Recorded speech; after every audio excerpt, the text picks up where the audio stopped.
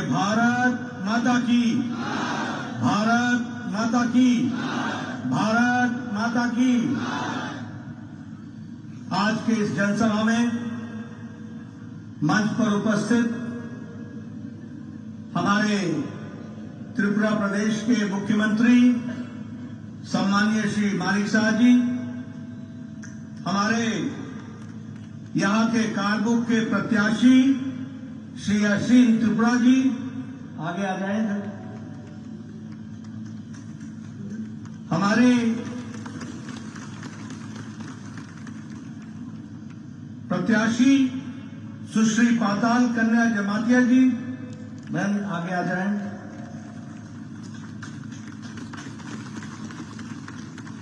श्री रंजीत दास जी, प्रत्याशी एवं वर्तमान में विधायक।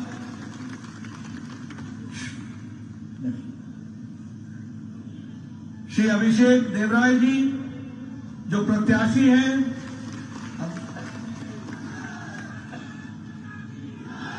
हमारे नॉर्थ ईस्ट के कोऑर्डिनेटर और राष्ट्रीय प्रवक्ता श्री संबित पात्रा जी, हमारे प्रभारी महेंद्र सिंह जी जो उत्तर प्रदेश में पूर्व में मंत्री रहे हैं, हमारे विप्लव घोष जी निवर्तमान विधायक मातावारी, हमारे श्री जवाहर शाह जी प्रदेश अध्यक्ष किसान मोर्चा और वरिष्ठ नेता, और यहां इतनी बड़ी संख्या में एकत्र आए हमारे अमरपुर और अन्य क्षेत्रों के, गोमती जिला के सभी देवियों और सज्जनों और मीडिया के मेरे साथी, प्रिंट मीडिया और इलेक्ट्रॉनिक मीडिया के मेरे साथी, मेरा आज ये सौभाग्य है कि भारतीय जनता पार्टी की ओर से इस विजय संकल्प रैली के माध्यम से हमारे चुनाव प्रचार का प्रारंभ करने का सौभाग्य मुझे मिला है।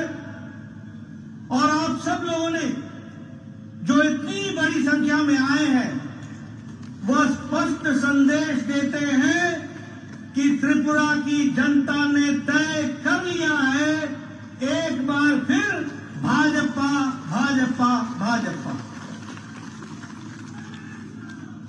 मित्रों, मैं जब यहां पर आया हूं तो मंगल चंडी मंदिर को प्रणाम करता हूं।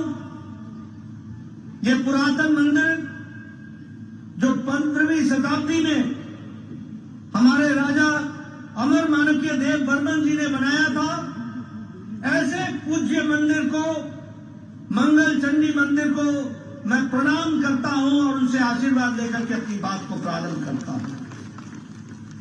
मैं जब त्रिपुरा में आया हूं तो आज ये मेरी जिम्मेवारी बनती है कि मैं नमन करता हुआ त्रिपुरा सुंदरी मंदिर और माता को, त्रिपुरा सुंदरी माता को जो 51 हमारी शक्तिपीठ में से एक है, ऐसी पवित्र माता को नमन करते हुए अपनी बात को प्रारंभ करता हूं।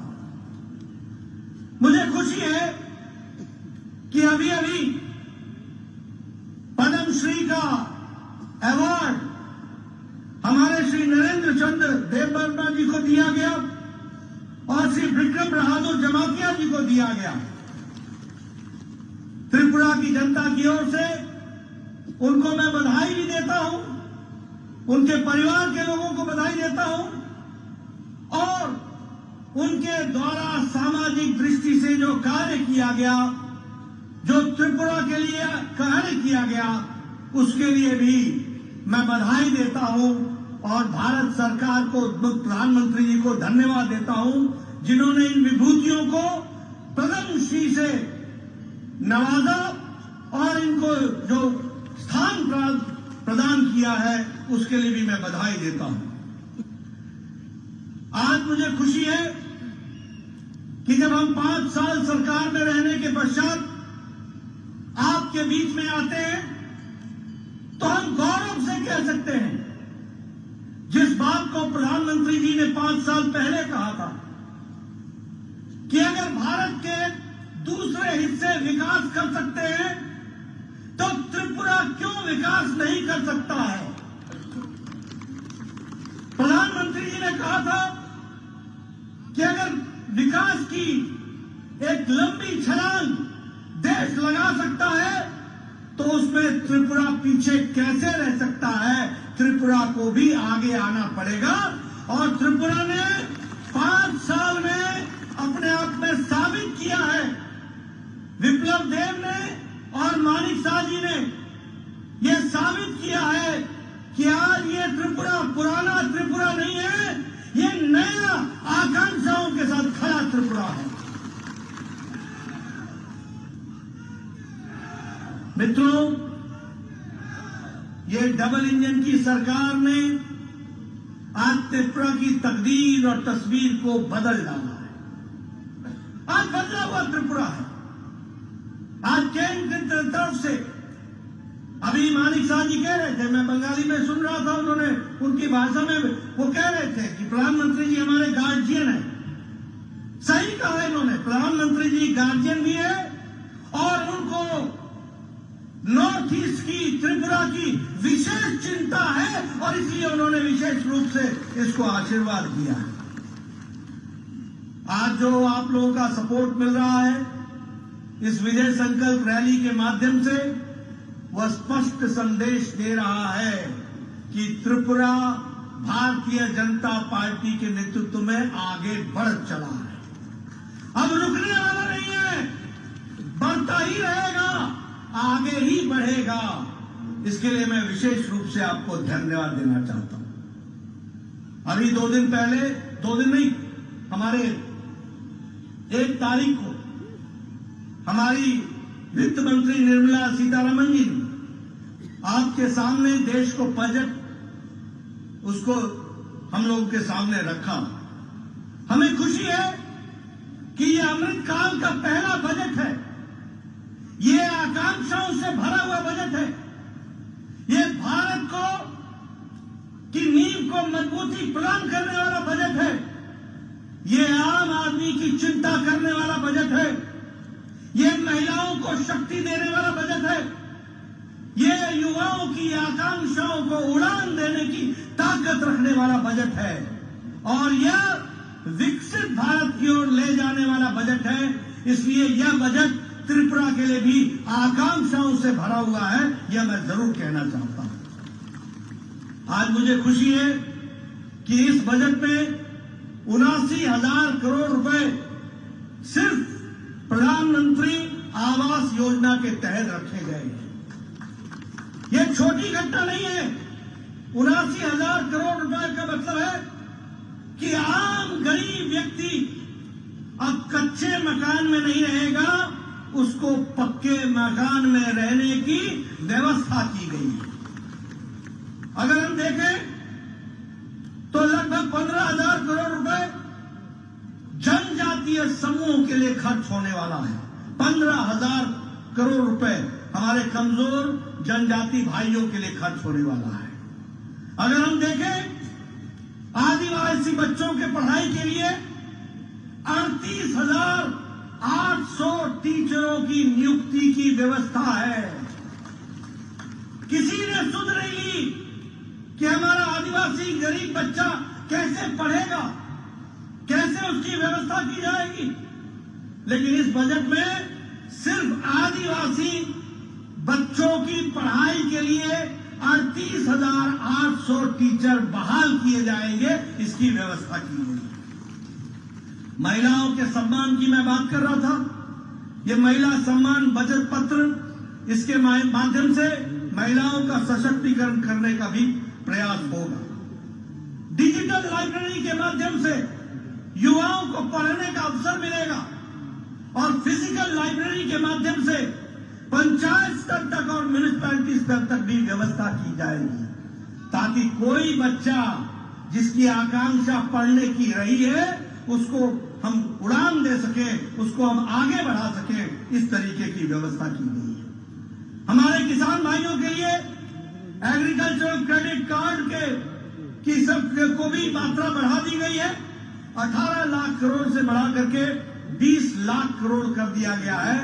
11% का बढ़ोतरी की गई है, यह भी हमको ध्यान रखना चाहिए। अब याद कीजिए, आज से 9 साल पहले भारत कैसा था? घुटनों पर टेकने वाला भारत था, फैसला नहीं लेने वाला भारत था, पॉलिसी पैरालिसिस से गुजर रहा था, भ्रष्टाचारी देशों में से इसका नाम शामिल था, आए दिन भ्रष्टाचार हुआ करते थे। लेकिन प्रधानमंत्री मोदी जी के नेतृत्व में पिछले 9 साल में भारत आकांक्षाओं का भारत बन गया, छलांग लगाने वाला भारत बन गया, विकास की नई झड़ी लगाने वाला भारत बन गया और भारत दुनिया में अपने आप को स्थापित करता हुआ मजबूत राष्ट्र के रूप में खड़ा दिखता भारत दिख गया। ये हमको समझना चाहिए और इसीलिए मोदी जी के नेतृत्व में प्रोएक्टिव, प्रो रिस्पॉन्सिव और प्रो रिस्पॉन्सिबल गवर्नमेंट का काम भारत सरकार ने किया है। मैं यहां देख रहा हूं, आप लोग बैठे हैं, अभी तक अमेरिका में कोरोना का टीकाकरण सिर्फ 76% हुआ है। यूरोप में कोरोना का टीकाकरण सिर्फ 67% हुआ है। लेकिन यहां आप सब लोग बिना मास्क के बैठे हैं और नजदीक नजदीक बैठे हैं और बिना मास्क के बैठे हैं। इसलिए बैठे हैं क्योंकि 130 करोड़ के देश को 220 करोड़ डबल डोज लगा करके प्रधानमंत्री मोदी जी ने सुरक्षा कवच आपको दिया।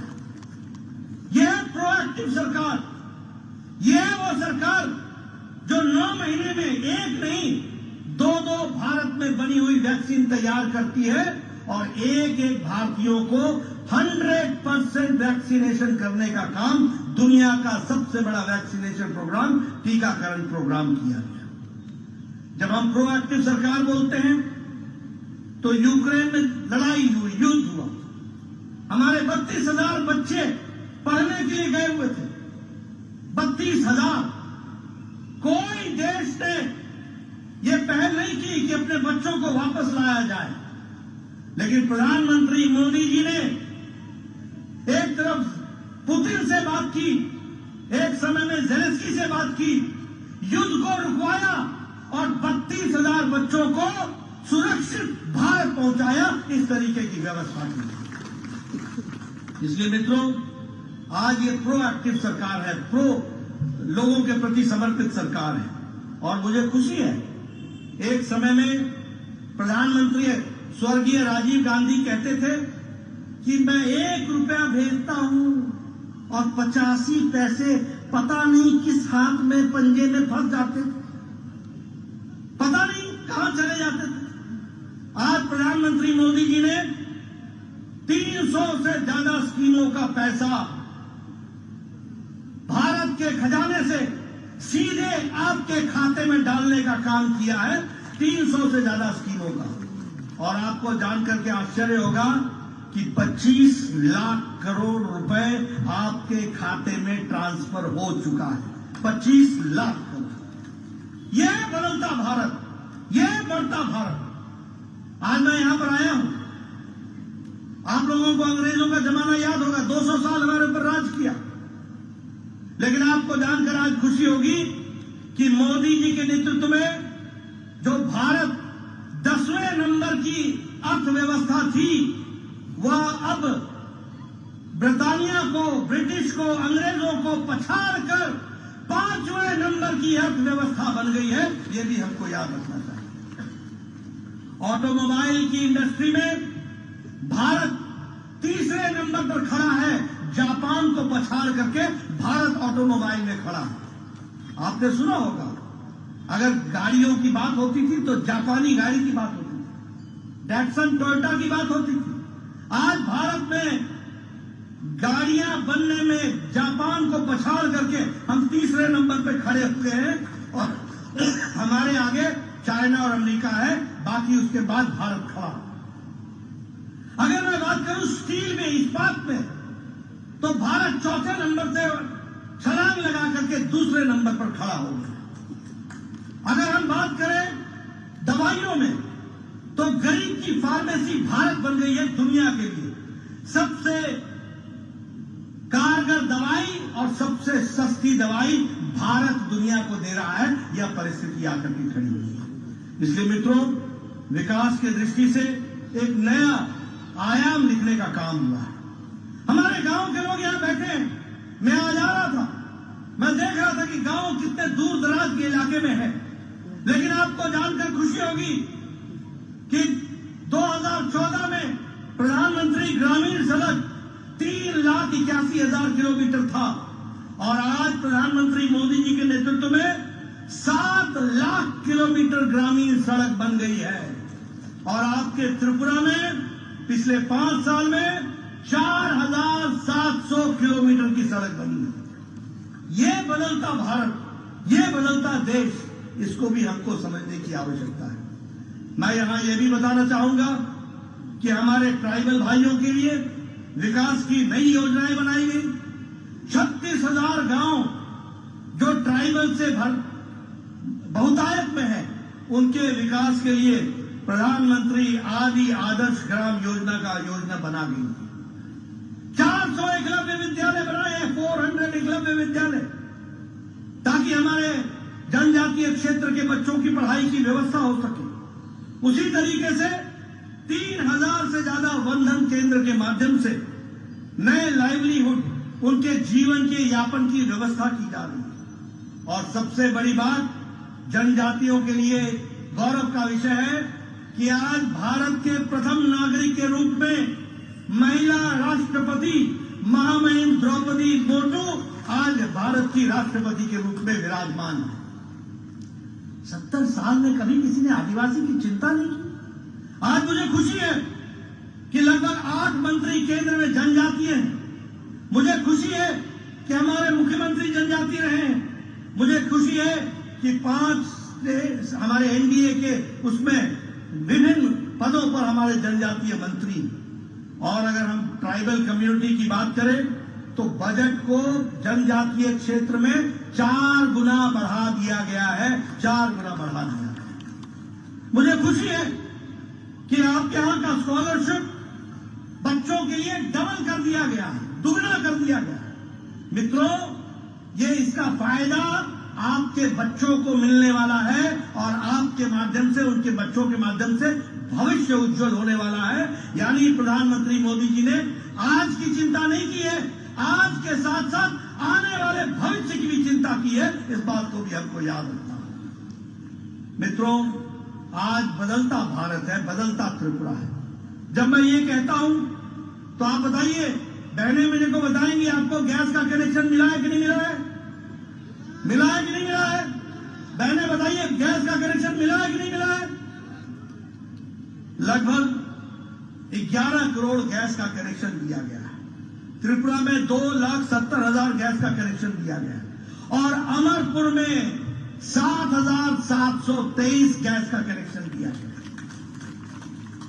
अब मैं गांव से आता हूं, मैं पहाड़ी इलाके से आता हूं, मैं बताना चाहूंगा, आपको याद होगा कि नहीं होगा, लेकिन मुझे याद है, हमारी माताएं बहनें सुबह 5 बजे उठती थी, जंगलों में जाती थी, लकड़ी काट के लाती थी, फिर लकड़ी से चूल्हा जलाती थी, 200 सिगरेट के बराबर का धुआं अपने फेफड़ों में लेती थी, फूंक फूंक करके लकड़ी का चूल्हा जलाया जाता था। मैं सही बोल रहा हूं कि गलत बोल रहा हूं? सही बोल रहा हूं? होता था कि नहीं होता था?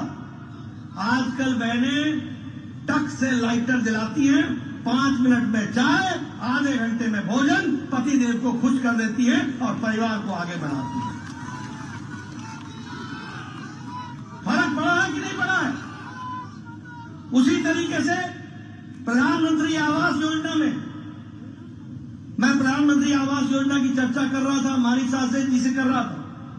मैं 1993 में 1993 में पहली बार विधायक बना था, तो मेरे को मेरा ब्लॉक डेवलपमेंट ऑफिसर आके बोलता था कि इंदिरा आवास योजना में 2 पंचायतों में 1 घर मिला है, 2 पंचायतों में 1 घर इंदिरा आवास योजना में, बताइए किसको देना है?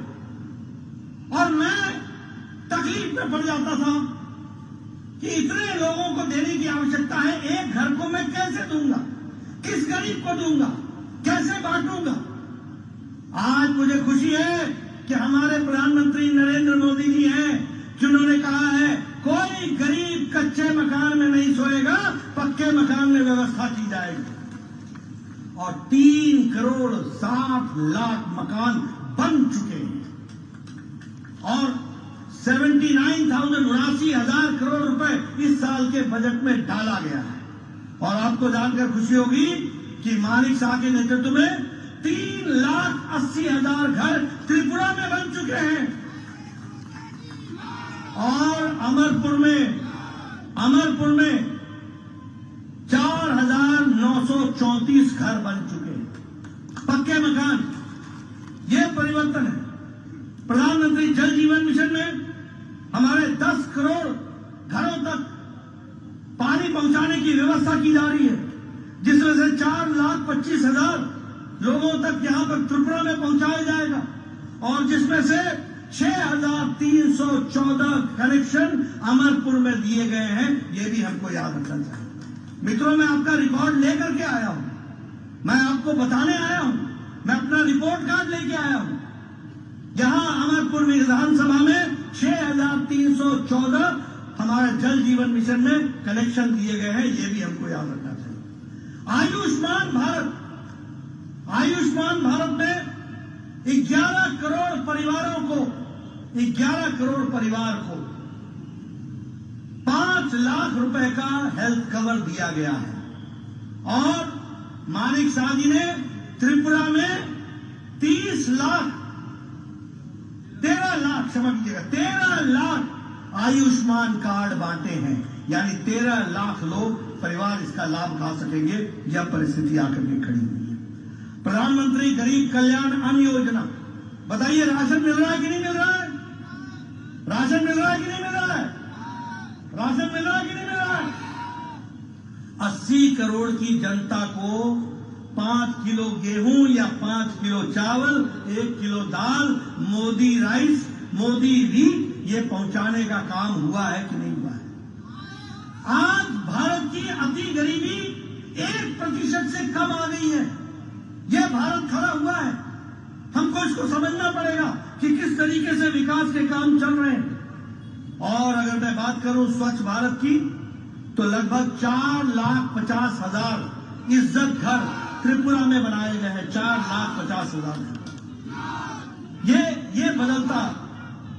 और सबसे बड़ी बात 5 साल पहले यहां खून खराबा, यहां बम, यहां स्ट्राइक, यहां इंसर्जेंसी, बताइए थी कि नहीं थी?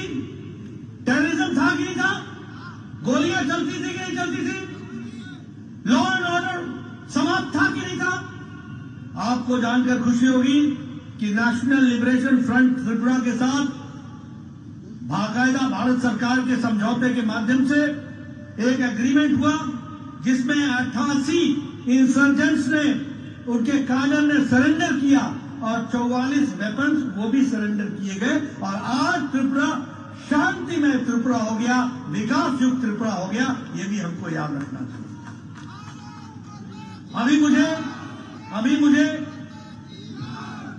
अभी मुझे ब्रू रियांग के साथी मिले थे, उन्होंने मुझे पटका पहनाया। ब्रू रियांग का 37 साल से झगड़ा चल रहा, उनको बसाने का काम, और लगभग 37,000 लोगों को फिर से बसाया गया। और भारत सरकार ने अपनी ओर से 600 करोड़ रुपए खर्च करके उनके निर्वासन का काम किया गया, उनको बसाने का काम किया गया। ये भी हमको ध्यान रखना। मित्रों, हम अब त्रिपुरा के लिए शांति लेके आए हैं। हम त्रिपुरा के लिए नई ऊर्जा लेकर के आए हैं। हम त्रिपुरा के लिए टूरिज्म के माध्यम से, पर्यटन के माध्यम से विकास की नई आकांक्षाओं को लेके आए हैं। हम 5G कनेक्टिविटी को लेके आए हैं। हम कल्चर को आगे बढ़ाने के लिए आए हैं। हम यहाँ पर प्राकृतिक खेती हो, इसको बढ़ाने के लिए आए हैं। हम खेल को बढ़ावा देने के लिए आए हैं। और हम त्रिपुरा की ताकत का पूरा उपयोग हो सके, इस संकल्प के साथ आगे बढ़ने के लिए आए हैं। और इसमें आपका हमको साथ चाहिए। आज मुझे खुशी है कि अगरतला अखौरा रेल लिंक या व्यापार के नए ट्रेन को, नई संभावनाओं को आगे बढ़ाता है। और इसलिए इसके माध्यम से भी बहुत कुछ आगे बढ़ने वाला है, उसको भी हमको ध्यान में रखना चाहिए। मैं ये भी कहना चाहूंगा कि अभी प्रधानमंत्री जी आए थे और प्रधानमंत्री जी ने अभी अभी लगभग 4,350 करोड़ का शिलान्यास किया है, त्रिपुरा के नए विकास की संभावनाओं को रखा है। उसी तरीके से राष्ट्रपति द्रौपदी मुर्मू ने आकर के यहाँ महाराजा वीरेंद्र किशोर मानकीय म्यूजियम और कल्चरल सेंटर का भी शिलान्यास किया है। त्रिपुरा में नेशनल लॉ यूनिवर्सिटी खुलने के लिए नरसिंहगढ़ में उसका भी शिलान्यास किया है और अगरतला में IIIT ये बने, इसका भी IIIT बने, इसकी भी शिलान्यास किया है। मैं ये सारी बातें आपको इसलिए बता रहा हूं कि जिन लोगों ने कभी भी त्रिपुरा की चिंता नहीं की, उनको आज आपको मुंह तोड़ जवाब देने का मौका आया है और ये मौका आया है कि भारतीय जनता पार्टी को आप आशीर्वाद दें।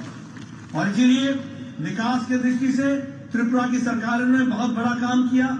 सोशल पेंशन बढ़ाई, हमारे 1,000 पेंशन से 2,000 कर दी, 33% रिजर्वेशन महिलाओं को दे दिया, विकास के नए आयाम लिखे गए, लॉ एंड ऑर्डर को कंट्रोल किया गया और लगभग 1,20,000 हमारे वनवासी भाई जो वनों में रहते थे उनको पटा देकर उनकी जमीन का हक दिलाने का काम त्रिपुरा की सरकार ने किया। ये भी हमको याद रखना चाहिए।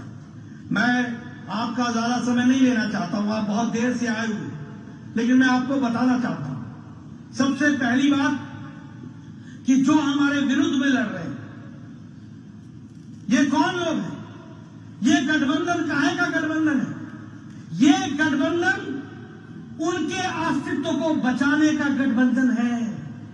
राइट और left all together, 2 in 1, 2 in 1, right और लेफ्ट ऑल इन 1, 2 in 1। ये किस लिए है?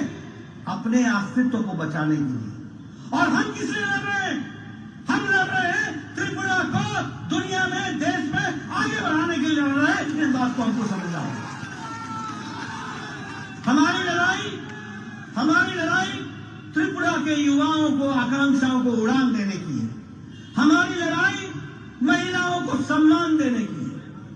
हमारी लड़ाई विकसित त्रिपुरा को लाने की है। हमारी लड़ाई व्यापार को बढ़ाने की है। हमारी लड़ाई पर्यटन को बढ़ाने की है। हमारी लड़ाई देश का पर्यटन का लक्ष्य बने तो त्रिपुरा बने और उसका गंतव्य बने तो त्रिपुरा बने, इस बात की लड़ाई है। और वो लड़ाई लड़ रहे हैं अपने अस्तित्व की। बताइए किसको आशीर्वाद मिलना चाहिए? आप बताइए, 5 साल पहले पॉलिटिकल मर्डर होते थे कि नहीं होते थे? होते थे कि नहीं होते थे?